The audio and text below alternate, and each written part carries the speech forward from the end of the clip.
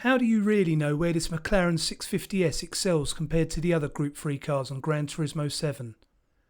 Well, I'm going to test its acceleration, top speed, tyre wear, fuel consumption, performance under BOP and different tracks, upshift points and brake balance. That's right, I'm going to do the work so you don't have to. Coming up.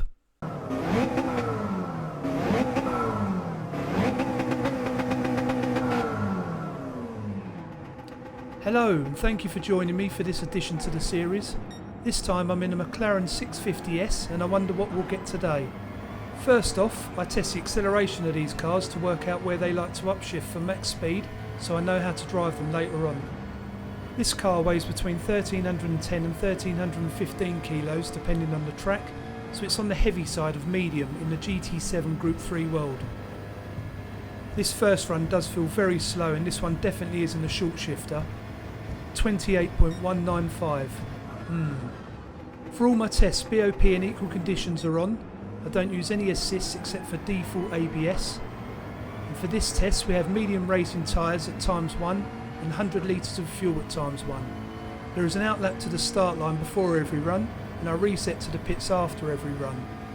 I also stay in the same lane every time. I think this acceleration test setup is perfect for these comparisons.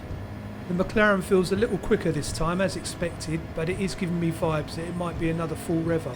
Another sluggish time of 27.931. So I'm now upshifting at roughly 90% on the rev bar. Although this has been the slowest car so far, it doesn't actually feel as slow off the line as a Lamborghini felt, which is making me assume that it has less power when it gets going. It does have an MR drivetrain like the Lambo, and so far the FR cars with the engine at the front have proven to be the fastest on these tests. The Corvette still holds the lead with 27.012, which is starting to look like a fast time considering the cars I've driven since. The times are improving here though with 27.783. Okay, so here we go. I'm expecting this McLaren to spark into life now in this 100% upshift run. I like this run as it's the easiest to nail without concentrating too much. Whenever I see this car I always think of YouTuber Key25. He used to love this car and talk about how great the fifth gear was.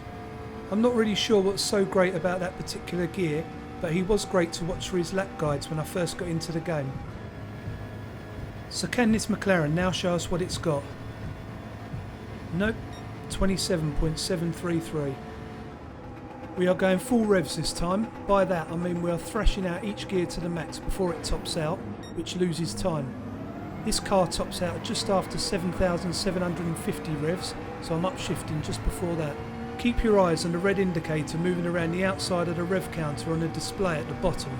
VR users should look at the orange numbers left of centre on the dashboard. After this run, I did go on to test starting at 80% and 50% revs at the start line, but it didn't improve anything. This is definitely the best run though for the McLaren at 27.589. So we have our third full rever in a row and that places it into 4th place. The red numbers indicate each car's fastest time. It's interesting that while the Lamborghini only showed slight improvement fully revving it out, the McLaren gains a significant 1/10.5 from its 100% upshift time. If I didn't run the 5th test on full revs, the McLaren would be bottom. The Corvette remains imperiously on top. Let's move on.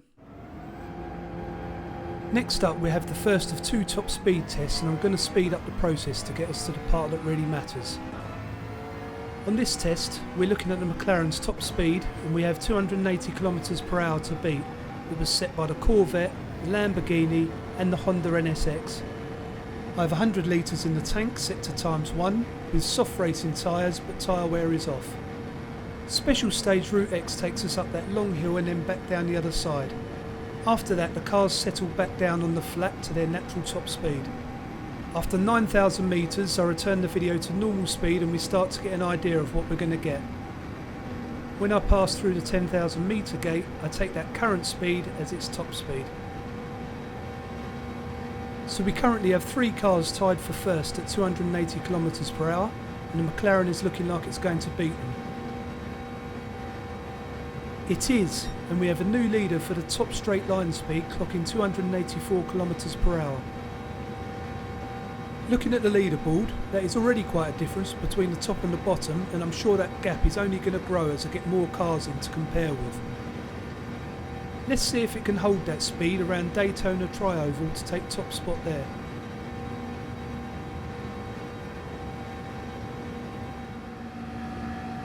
The reason I do this next test is to see which cars can maintain speed around fast corners, and this track allows me to keep my foot flat to the floor all the way around. I try to keep the car close to the yellow line on the inside of the track for direct comparison between the cars. Once again, I'm using racing softs with a full tank of fuel. The last 3 cars I tested all had straight line speeds of 280 km per hour, but there was over 0.3 of a second between them round here. Considering the McLaren clocked 284 km per hour, we would expect it to be quickest around this track. As always, it had an outlap to get it up to speed, and the time to beat set by the Corvette is 52.015. And we've got 51.652 taking first place as expected. So no massive surprises about it taking top spot, but that's quite a difference to the Beetle in last, considering that balance of performance set by the game should be making these cars equal or at least similar in performance. Do not race the Beetle round here.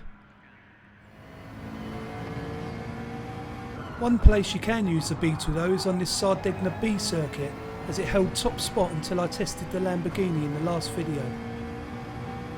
This is the track that I used to test the cars on low speed BOP, and here is a list of all the other low speed BOP tracks in the game. Coming into this first corner, the brakes feel really nice and there is no oversteer on the exit, allowing me to floor it with confidence. The car feels really stable and there seems to be more grip than others, allowing me to take turn 3 flat out with the right line. It feels that way with all the corners really.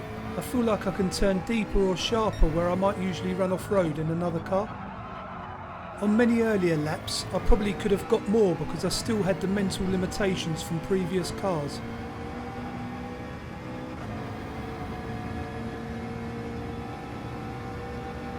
Coming into this tricky right-hander feels seamless as the car is so stable and easy to drive, and exiting in second gear gives you what you want. I do have a little wobble here getting on the gas too early, but recovered short shifting into third. I could have actually short shifted to third at the apex, but I like to drive the gears where I can. Coming down the straight, I know the car is competing with the Lamborghini, which is in top spot with an optimum time to beat of 1 minute 20.351. The McLaren ends this run with an optimum time of 1 minute 20.366.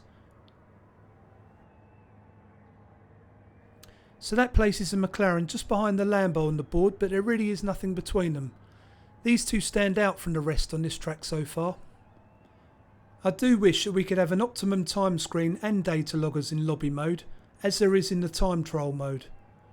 It just makes no sense that we can't assess performance with BOP and weight on the cars.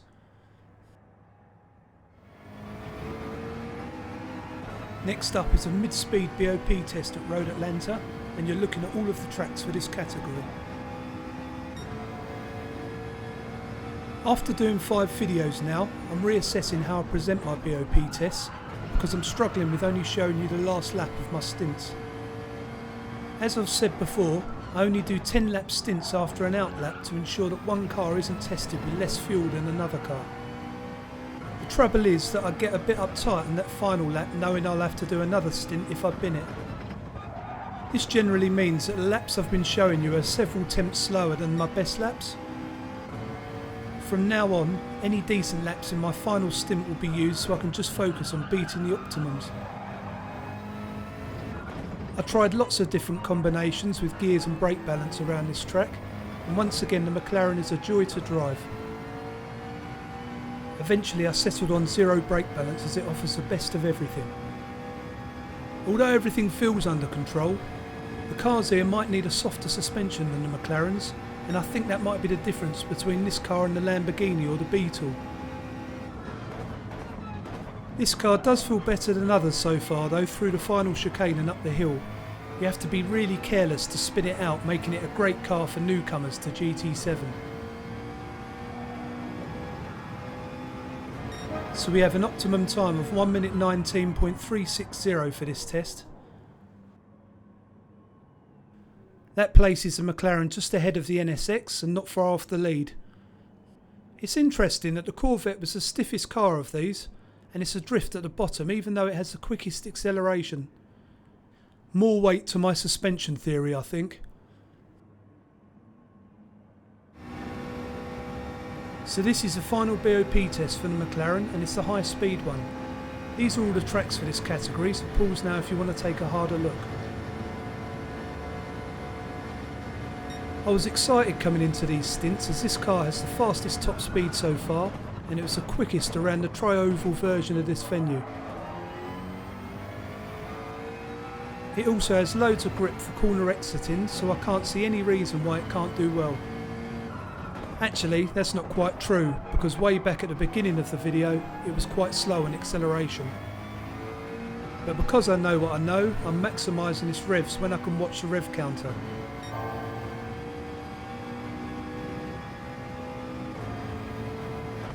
The car feels great around sector 1, sticking to the track, and it's all about making it nicely around the rest. I'm using a +2 brake balance to achieve my fastest times, but there isn't a great deal of difference between all the settings close to 0.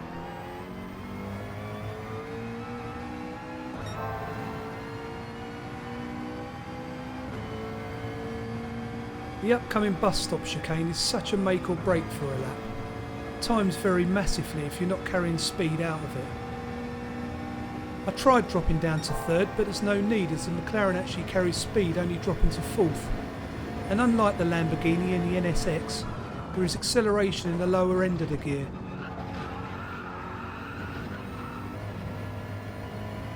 It's a long wait after you leave the chicane, as you already know if you've done a duff lap or not.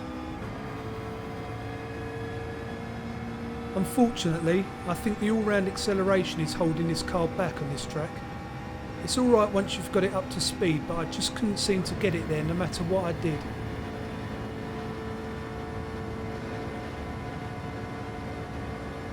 So it finishes this one with an optimum time of 1 minute 47.442, which is a little bit disappointing, but at least it's performed well in some tests. That slots it into 4th place on the leaderboard, just behind the NSX and comfortably ahead of the Beetle. It's quite nice to see the table filling up now as we start to get real comparisons going between these cars. I do expect the McLaren to excel at tyre wear and fuel consumption, so let's get over to Brands Hatch and see how it does. For this one I'm using 100 litres of fuel at ×3 and soft racing tyres at ×5. I drive at a fast pace but not fast enough to risk spinning it, and I continue until one of the tyres dies.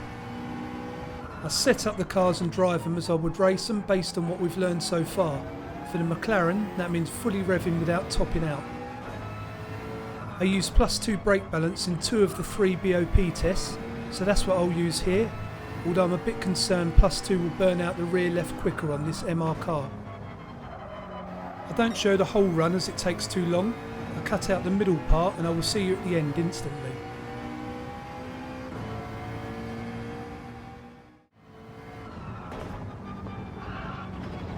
I'm back at the end of this run, and it's actually the front left that's dying first, even though the brake balance is towards the rear. In comparison to other cars at this stage, I'm nowhere near as scared as normal, as it's handling okay and the pace isn't that bad considering the tyres.